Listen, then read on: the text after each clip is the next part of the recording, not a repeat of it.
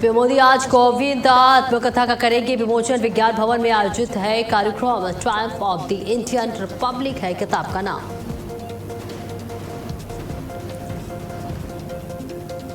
दिल्ली में आज एनडीए की तिरंगा रैली। बाइक पर तिरंगा रैली करेंगे एनडीए सांसद। भारत मंडपम से नेशनल स्टेडियम तक रैली।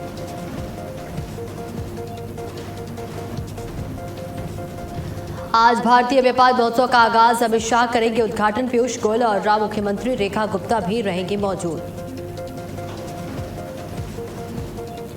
भोजशाला विवाद पर आज सुप्रीम कोर्ट में सुनवाई। नमाज व्यवस्था पर आ सकता है अहम फैसला। 14 अगस्त की नमाज को लेकर होगा फैसला।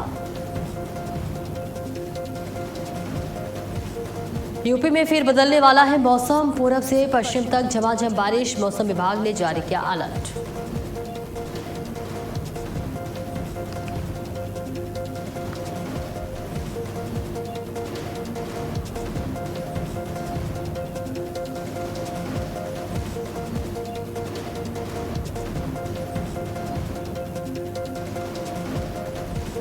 नमस्कार, भारत अपडेट देख रहे हैं आप। मैं हूं आपके साथ सपना दीपक प्रतीक्षा। बुलेटिन का आगाज करेंगे बड़ी खबर के साथ। देहरादून से बड़ी खबर, जहां मुख्यमंत्री पुष्कर सिंह धामी का बड़ा फैसला। विकास योजनाओं के लिए 74 करोड़ रुपए की वित्तीय स्वीकृति मिली है।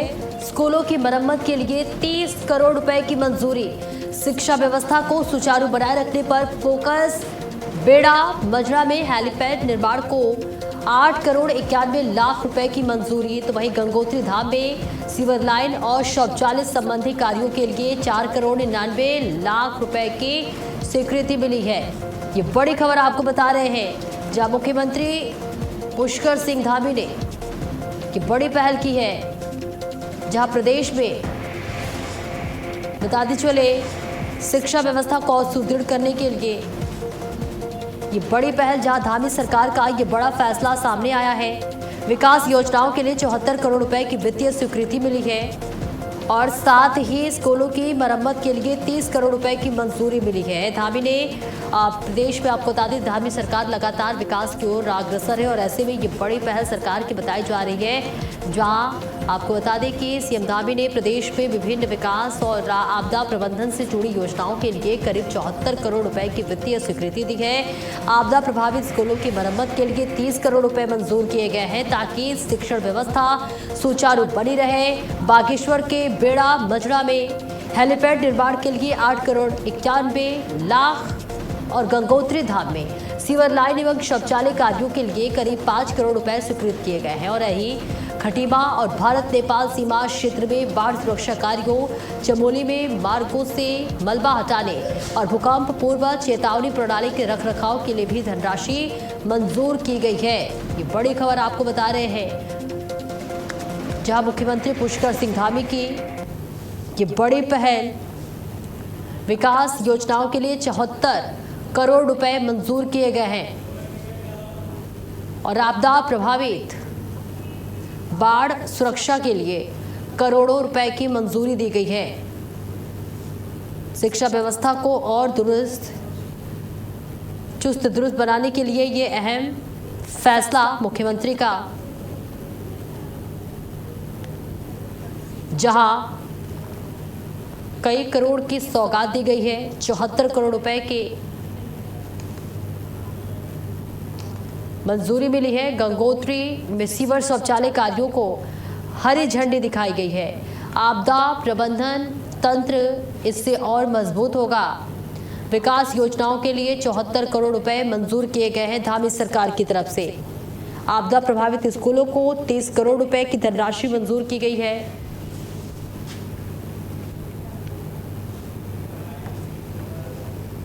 और चमोली के ज्योतिर्बाटा मलारी मार्ग पर आपको बता दें कि तमक नाला में बेली ब्रिज बहने की घटना के बाद मुख्यमंत्री पुष्कर सिंह धामी लगातार हालात की निगरानी कर रहे हैं। मुख्यमंत्री ने अधिकारियों को मौके पर पहुंचकर नुकसान और आकलन करने और राहत बचाव कार्य तेज करने के निर्देश दिए हैं। वहीं प्रभावित क्षेत्रों में राशन, दवाइयों और जरूरी सामान की आपूर्ति बनाए रखने के साथ वैकल्पिक मार्ग तलाशने को कहा है।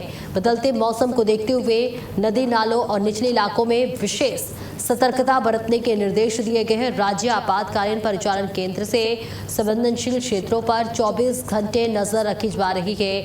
राहत बचाव टीमें भी मौके पर सक्रिय है। तो देखिए तस्वीर भी आपके साथ साझा कर रहे हैं, जहां निचले क्षेत्रों में विशेष सतर्कता के निर्देश दिए गए हैं। SCOC से 24 घंटे लगातार निगरानी की जा रही है। तमकनाला आपदा पर मुख्यमंत्री पुष्कर सिंह धामी की नजर है और ऐसे में आपको बता दें, दवाइयों, जरूरी सामान की आपूर्ति बनाए रखने के साथ वैकल्पिक मार्ग तलाशने को कहा गया है। बदलते मौसम को देखते हुए नदी नालों और निचले इलाकों में विशेष सतर्कता बरतने के निर्देश दिए गए हैं। राज्य आपातकालीन परिचालन केंद्र से संवेदनशील क्षेत्रों पर 24 घंटे पैनी नजर रखी जा रही है। राहत बचाव टीम भी मौके पर इस वक्त सक्रिय है। तो बचाव कार्य लगातार जारी है। प्रभावित इलाकों में जरूरी सामानों की आपूर्ति लगातार की जा रही है ताकि किसी भी चीज की कमी ना हो। निचले क्षेत्रों में लगातार निगरानी की जा रही है। SCOC से 24 घंटे लगातार निगरानी की जा रही है। तमकनाला आपदा पर मुख्यमंत्री पुष्कर सिंह धामी की यह नज़र है। राहत बचाव और कनेक्टिविटी के लिए लगातार संपर्क किया जा रहा है। प्रभावित इलाकों में ज़रूरी सामान पहुंचाया जा रहा है ताकि लोगों की आवश्यकताओं की पूर्ति हो सके और साथ ही निचले क्षेत्रों में विशेष सतर्कता रखने के निर्देश दिए गए हैं। तो ये तस्वीर आप तक साझा कर रहे हैं, जहां तमकनाला आपदा पर मुख्यमंत्री पुष्कर सिंह धामी लगातार नज़र बनाए हुए हैं। खाने पीने की चीज़ें, राशन की चीज़ें पहुंचाई जा रही है। निचले इलाकों को लगातार 24 घंटे उस पर नज़र रखी जा रही है। और देखिए प्रशासन इस वक्त सतर्क होता हुआ नजर आ रहा है। SCOC से 24 घंटे निगरानी की जा रही है।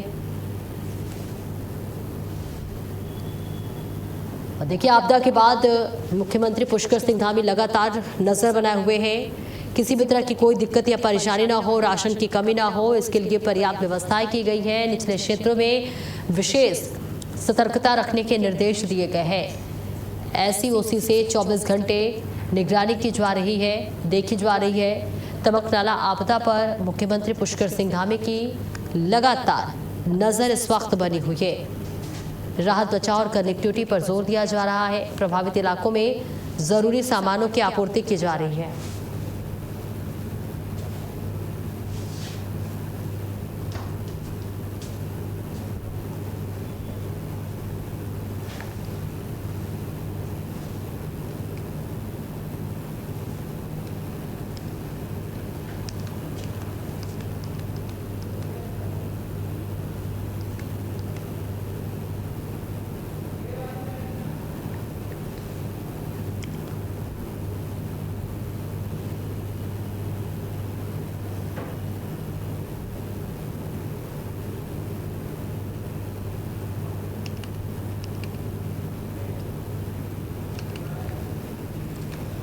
मुख्यमंत्री पुष्कर सिंह धामी से मंगलवार को विभिन्न कर्मचारी संगठनों के प्रतिनिधिमंडलों ने मुलाकात कर अपनी समस्या और मांगे रखी।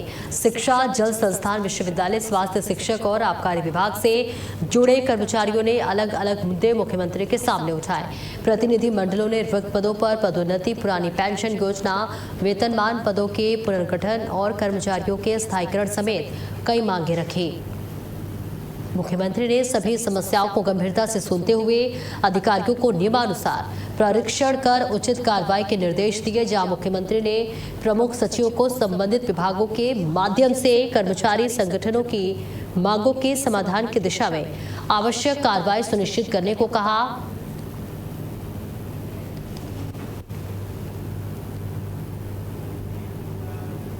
और देहरादून में मुख्यमंत्री पुष्कर सिंह धामी ने नंदा की चौकी पुल के अप्रोच रोड के पुनर्निर्माण कार्य का निरीक्षण किया। भाऊवाला से लौटते समय मुख्यमंत्री प्रेमनगर स्थित नंदा की चौकी पहुंचे और मौके पर व्यवस्थाओं का जायजा लिया। उन्होंने सड़क की गुणवत्ता, सुरक्षा और यातायात व्यवस्था को लेकर अधिकारियों से जानकारी ली। आपको बता दें कि अप्रोच रोड क्षतिग्रस्त होने के बाद राज्य सरकार ने तुरंत कार्रवाई करते हुए महज 12 घंटे में इसका पुनर्निर्माण पूरा कराया था। मुख्यमंत्री ने तेजी से काम पूरा करने वाले अधिकारियों और कर्मचारियों की सराहना भी की।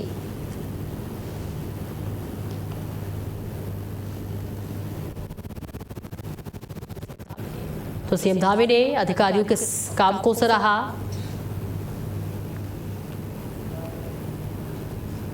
और भाजपा ने प्रदेश कार्य समिति की घोषणा की है, जिसमें 121 कार्य समिति सदस्य एवं 32 विशेष आमंत्रित सदस्य और 25 स्थायी आमंत्रित सदस्य शामिल है। प्रदेश मीडिया प्रभारी मनवीर सिंह चौहान ने बताया है कि प्रदेश अध्यक्ष एवं राज्यसभा सदस्य महेंद्र भट्ट ने प्रदेश कार्य समिति के सदस्यों की घोषणा की है। और देखिए तस्वीर भी आप तक साझा कर रहे हैं। ये सूची उन तमाम नामों की जहां बीजेपी की नई प्रदेश कार्य समिति घोषित की गई है और साथ ही 178 सदस्यों की ये पूरी सूची जो है, जो आपकी टीवी स्क्रीन पर साझा कर रहे हैं, जारी की गई है। और 25 स्थायी आमंत्रित सदस्य बनाए गए हैं। इसके साथ ही बीजेपी की नई प्रदेश कार्य समिति घोषित की जा चुकी है। 178 सदस्यों की ये पूरी सूची जो है वो अब जारी कर दी गई है। 121 कार्य समिति सदस्य भी बनाए गए हैं और इसके साथ ही ये 178 उन तमाम नामों का जिक्र कर रहे हैं जो आपकी टीवी स्क्रीन पर है और ये सूची अब जारी हो चुकी है। बेहद महत्वपूर्ण ये जानकारी।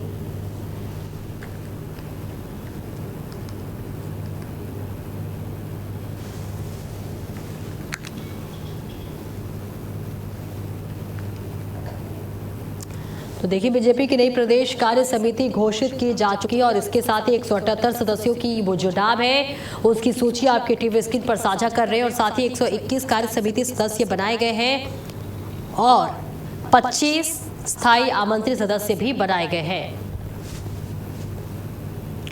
तो बीजेपी की नई प्रदेश कार्य समिति घोषित की जा चुकी है।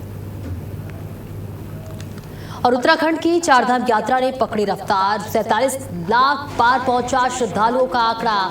4,78,000 माफ कीजिएगा 68,000 से ज्यादा श्रद्धालुओं ने दर्शन किए हैं। मानसून की चुनौतियों के बीच भी आस्था लगातार बरकरार है। एक दिन में 15,000 से ज्यादा श्रद्धालुओं ने दर्शन पूजन किए हैं। तो उत्तराखंड की चारधाम यात्रा ने इस बार नया रिकॉर्ड बनाने की ओर कदम बढ़ा दिया है।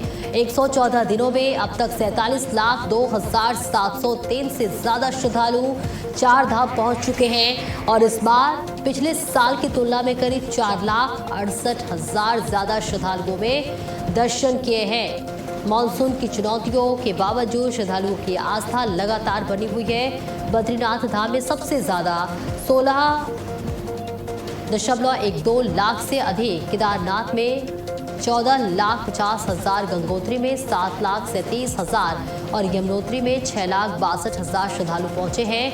वहीं हेमकुंड साहिब में भी 2,40,000 से ज्यादा श्रद्धालु माथा टेक चुके हैं।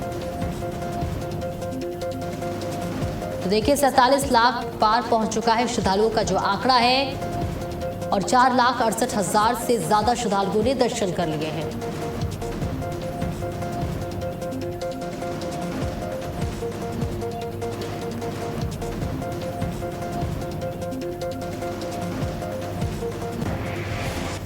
और देहरादून में कैबिनेट मंत्री सुबोध उनियाल ने राहुल गांधी और कांग्रेस पर जमकर निशाना साधा। उन्होंने कहा कि नीट और छात्रों के मुद्दे पर कांग्रेस लगातार चर्चा की मांग कर रही थी, लेकिन सरकार की चर्चा के लिए तैयार होने पर राहुल गांधी सदन से भाग रहे हैं। उनियाल ने राहुल गांधी पर देश का माहौल खराब करने का और दोहरी राजनीति करने का बड़ा आरोप लगाया। उन्होंने कहा कि सरकार ने नीट परीक्षा मामले में परीक्षा रद्द कर दोबारा परीक्षा कराई और वही शिक्षा मंत्री का इस्तीफा हुआ और अब नकल विरोधी सख्त कानून बनाया गया। उनियाल ने राहुल गांधी के आरोप लगाने के बजाय सदन में चर्चा में शामिल होने की अपील की है। बड़ी जानकारी जहां आपको बताते चले, राहुल गांधी पर निशाना साधा गया। राहुल गांधी को मंत्री उनियाल ने नसीहत दी और नीट पर चर्चा से भाग रहे हैं राहुल। तो उनियाल का ये बड़ा बयान, जहां बहस से भागने के बजाय चर्चा करे राहुल। कांग्रेस पर दोहरी राजनीति का उनियाल आरोप लगाते हुए नजर आए।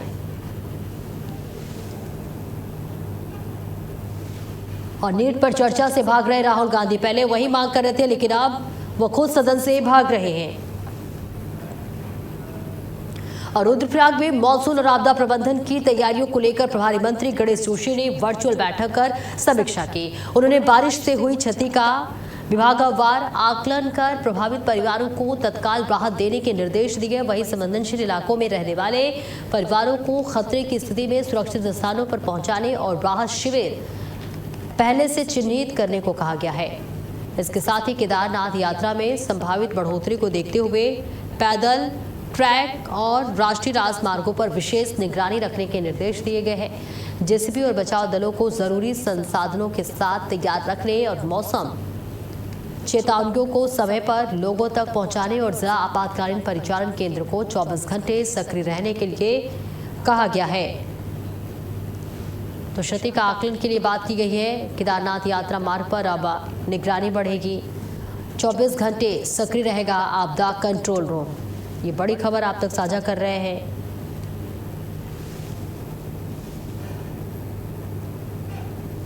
जहां क्षति का आकलन कर राहत के लिए निर्देश दिए गए हैं। केदारनाथ यात्रा मार्ग पर निगरानी बढ़ेगी।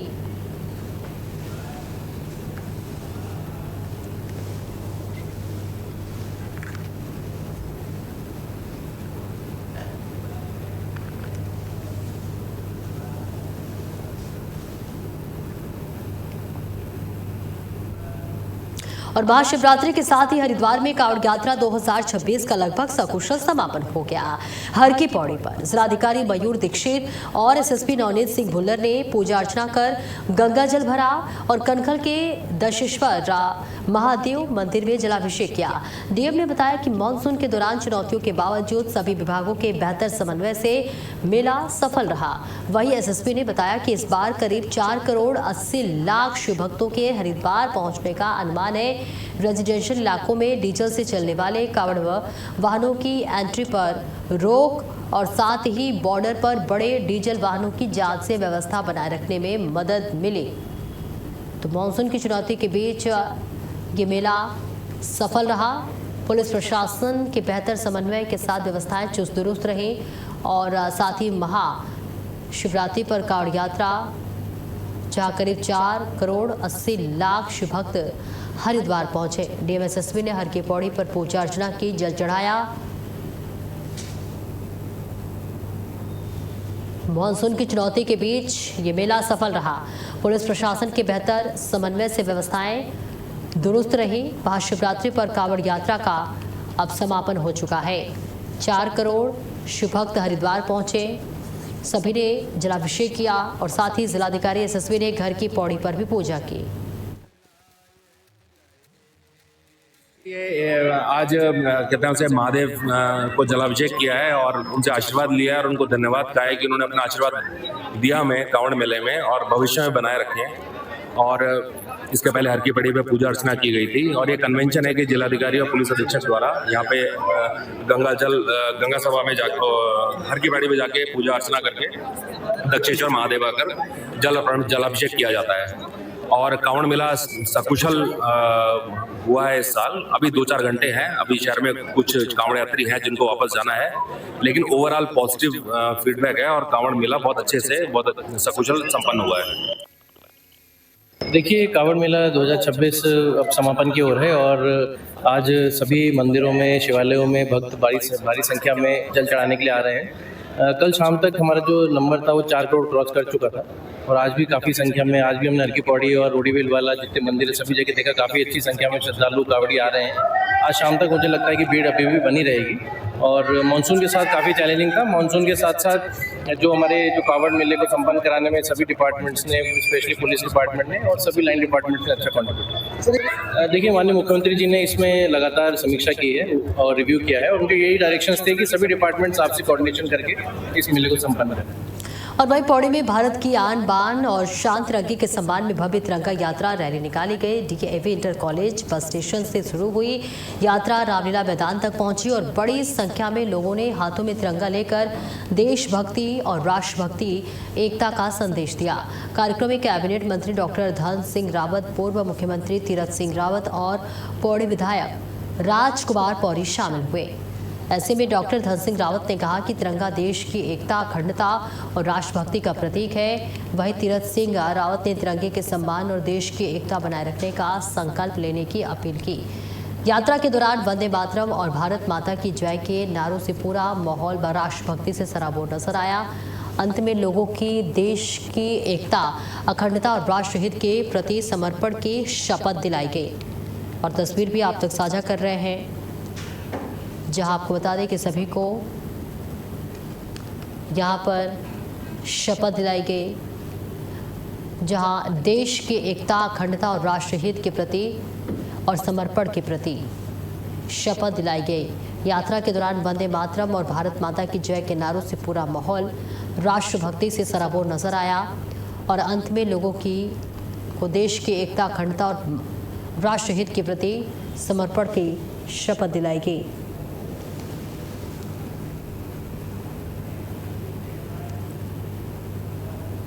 अल्मोड़ा के करीब 8000 फीट की ऊंचाई पर बसे बिनसरा वाइल्ड लाइफ सेंचुरी से एक बार फिर बंगाल टाइगर की दस्तक से वन विभाग और आसपास के ग्रामीणों की चिंता बढ़ गई है। यूपी से पहुंचे पर्यटकों ने विंसर टीआरसी से करीब 200 मीटर राह पहले सड़क किनारे बाघ को कैमरे में कैद किया, जिसका वीडियो वायरल हो रहा है। वन विभाग ने भी बाघ की मौजूदगी की पुष्टि की है और निगरानी के लिए कैमरा ट्रैप लगाए गए हैं और क्विक रिस्पांस टीम को सक्रिय किया गया है। ग्रामीणों और पर्यटकों से जंगल में अकेले न जाने और वन्यजीवों से दूरी बनाए रखने की अपील भी की गई है।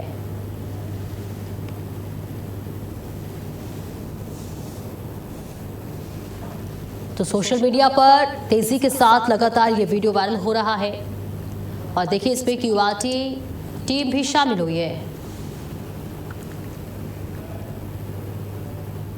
हरिद्वार में कुंभ से पहले सोशल मीडिया पर वायरल एआई फर्जी वीडियो को लेकर संत समाज की नाराजगी है। अखिल भारतीय अखाड़ा परिषद एवं मां मनसा देवी मंदिर ट्रस्ट के अध्यक्ष श्री महंत रविंद्र पुरी महाराज ने वीडियो की तकनीकी जांच कर दोषियों के खिलाफ कार्रवाई की मांग की है। उन्होंने कहा है कि एआई के जरिए संतों, अखाड़ों और सनातन धर्म की छवि खराब करने की कोशिश की जा रही है। वायरल वीडियो में महामंडलेश्वर बनाने के लिए पैसे लेने के दावे को भी उन्होंने गलत बताया। उन्होंने मुख्यमंत्री पुष्कर सिंह धामी से निष्पक्ष जांच की मांग करते हुए लोगों से बिना सत्यापन वीडियो शेयर न करने की भी अपील की है।